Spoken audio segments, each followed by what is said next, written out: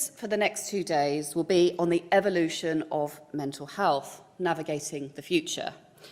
Now, there is nothing new about navigating changes in the workplace. Over the last 50 years, for example, we have seen and we have navigated some really significant changes, from the introduction of worker rights in the 1970s to the introduction of the internet and email in the 90s. Now, I'm sadly old enough to say that when I had my first job, I had to share a computer with my team. And I do reflect back on that and think, what on earth must I have done with my time all day? Probably on the landline, chatting to people. But, you know, we've come a long way in a relatively short space of time. But whilst we're used to navigating this change, there's something quite extraordinary about where we are in this moment in time and the change that is upon us. Now, we've spent the last 5 years responding to significant disruption, both in our work and in our personal lives. And for those of us in the UK and Europe, preceding that, we obviously had Brexit and all the fun that that brought us. But this moment in time, the transformation I'm talking about, is AI. Now, AI is already revolutionising our world and has been for some time. But we're now talking about this in the context of the workplace.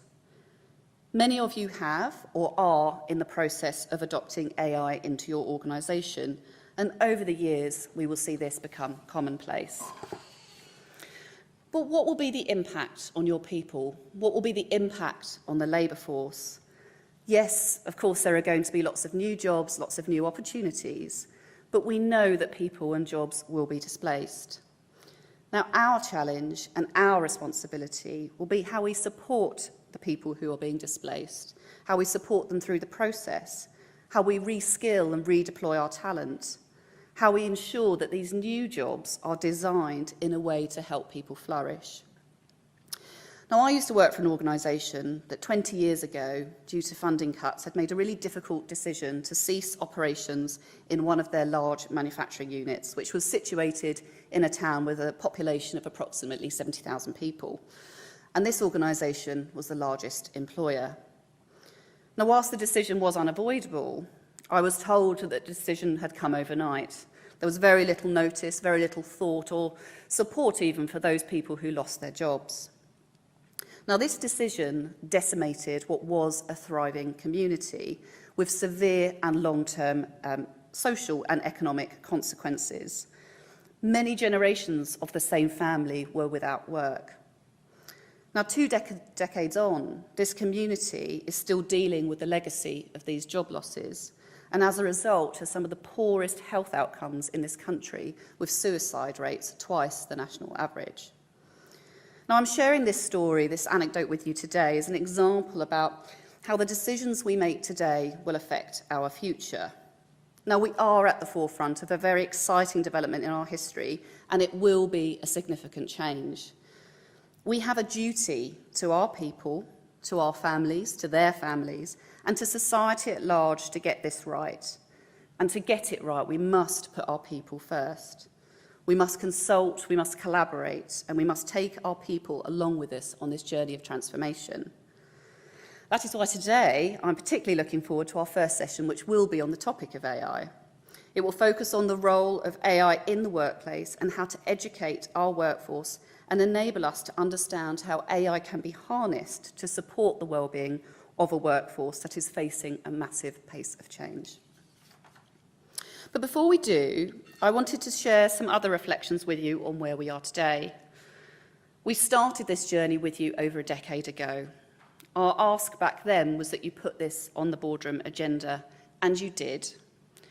Since then, we have normalised storytelling and talking about mental health at work, and we have provided support to those that need it, and together we have sought solutions and identified what good looks like. During this period, we obviously experienced the pandemic that created a real surge in activity and momentum around mental health and awareness across the world. And with you, we responded to grow our global community, to once again be brave and to create change. But despite the progress we and others have made in challenging stigma, in raising awareness and providing better access to support, mental health conditions remain one of the top 10 leading causes of disease burden worldwide. There is still so much we don't know about our mental health, but we are learning every day from new scientific discoveries and research. Over these past 5 years, we have experienced, and we do continue to experience, unprecedented disruption. The pandemic might be over, but we are still very much feeling the aftershocks. It has changed your workplaces, it has changed the way we live our lives, and in some ways for the better, and others not.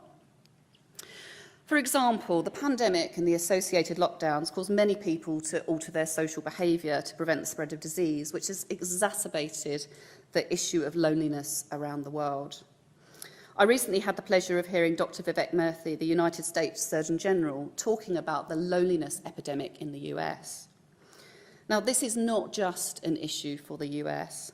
There was a recent Meta-Gallup survey of over 140 countries, and they found that nearly 1 in 4 people worldwide felt lonely. Now, that's over 1 billion people. I have heard loneliness being described as the silent pandemic.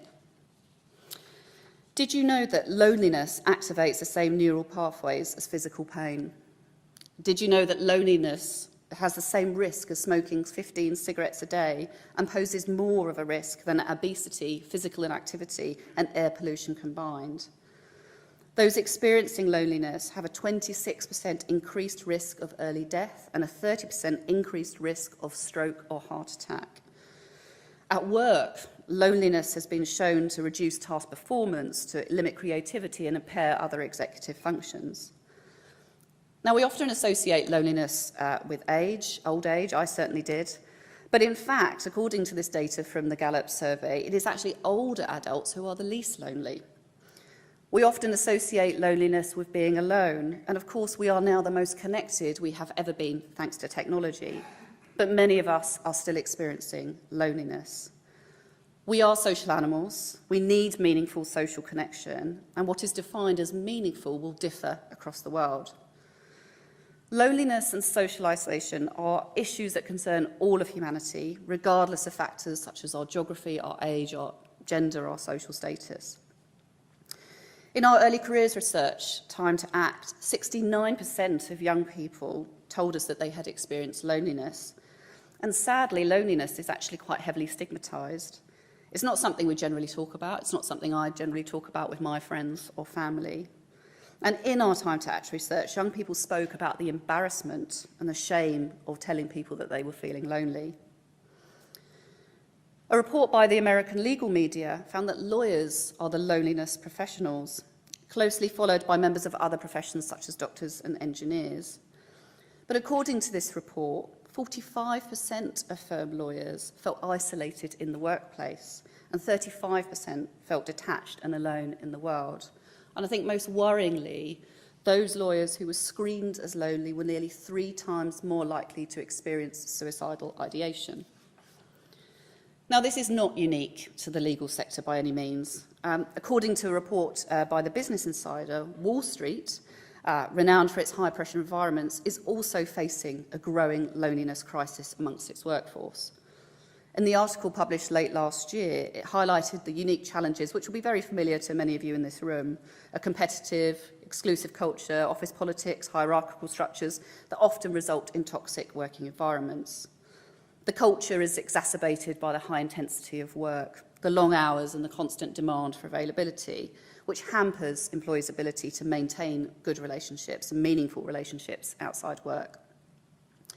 Now, Dr. Murthy prescribed social connection as medicine hiding in plain sight, a basic human need that provides effective and powerful protection from these hazardous health conditions. Now, loneliness and its consequences for health have been thought about for some time from a governmental policy perspective, but we haven't really thought about this in the context of the workplace. Now, we can't do much about what our employees do outside of the workplace, but we do have the power to positively influence the impact that our culture, our ways of working, our working environment, and the design of work is having on the loneliness of our employees and the health of your business. In our panel session later on what really works for wellbeing, we're going to be hearing a little bit more about what the research is telling us. The Wellbeing Research Centre at Oxford University, in partnership with Indeed, has been researching the drivers of wellbeing, having conducted the largest workplace wellbeing study in the world. Now, in terms of stated importance, the most important factors for employees were belonging, flexibility and inclusion. Now, all three of these factors are closely related to how we approach our ways of working and really highlights the importance of getting this right. But the reason I mention this research is that belonging is really relevant here, really relevant to loneliness and social connection. And social connection in our post-pandemic working world has more considerations than just the logistics.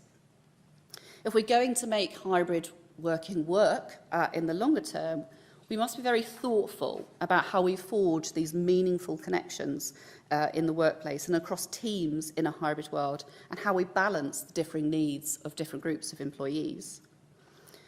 Now, we know from our work at MindForward Alliance that those in their early careers are missing in-person interactions with their colleagues, with their mentors and with their leaders.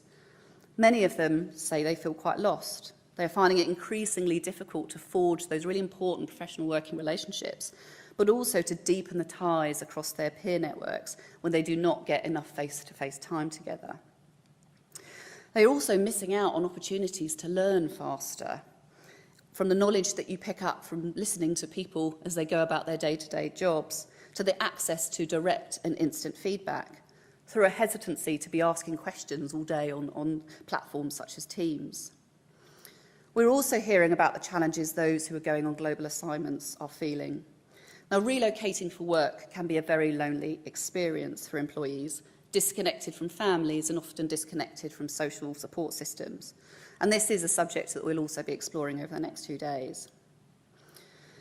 Now, as we continue to experience global challenges such as climate change, geopolitical conflict, population change, migration, that are for many, young and old, a potent cause of anxiety. This sense of loss of control, this sense of overwhelm, is naturally another key factor affecting our well-being. And insofar as many of us are able to make sense of these situations, the ability to have open conversations about our mental health is as relevant today as it was 10 years ago. In having these conversations, we must take the time to understand the different needs of our different communities across the globe. The days of generic interventions are certainly over. The range of programmes that you are providing to your employees has expanded enormously as a sort of result of our nuanced understanding and what the research is telling us. There are many reasons why wellbeing moved up the business agenda over the past decade. The importance of having a workforce that is resilient and capable of adapting to an environment that is constantly changing should not be underestimated. It is vital to all of our continued success and provides one of the strongest arguments for making workplace wellbeing a business priority. As we look towards navigating the future that we want in the workplace, it has never been more important than it is today to keep wellbeing on your boardroom agenda. So I'd like to finish just with a thank you to you all for taking the time to join us today, whether you're joining us in person or joining us online. I'm so thrilled to be standing here as the CEO of this organisation, and I absolutely love this job. I'd just like to say thank you to Poppy and to the board for giving me the opportunity. Every day I'm still learning, and I look forward to learning much more with you over these next couple of days. Every day I feel privileged to do the job that I do. I feel that we are doing something with a real strength of purpose that will benefit the lives of many now and for future generations to come. And every day I'm thankful for you, the MindForward Alliance community. It's really lovely to see so many friendly faces in the audience today. You are here because you care, we care, and together we will continue to push boundaries globally to make the world a better place for those who are impacted by mental ill health. Thank you.